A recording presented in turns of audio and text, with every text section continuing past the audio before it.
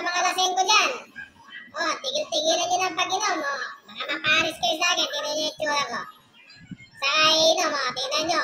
Yan ang naging epekto. After 2 months o 6 months, ganyan na itsura nyo. Kaya kayo, tigil-tigilan nyo na ang pag-inom ng alak. Oh, shout out dyan ha, sa mga mangingilin dyan sa tabi-tabi. Tingnan nyo, oh, dati hindi ganyan na yung itsura ko. Ngayon, dahil sa pag-inom ng alak, after 6 months, yan ang magiging itsura nyo. Kaya kayo, payo ko lang sa inyo, mga kaibigan. Huwag na kayong uminom ng alak kasi pag tinuloy-tuloy nyo yan, eto magiging itsura nyo. Kaya, shout out sa inyo.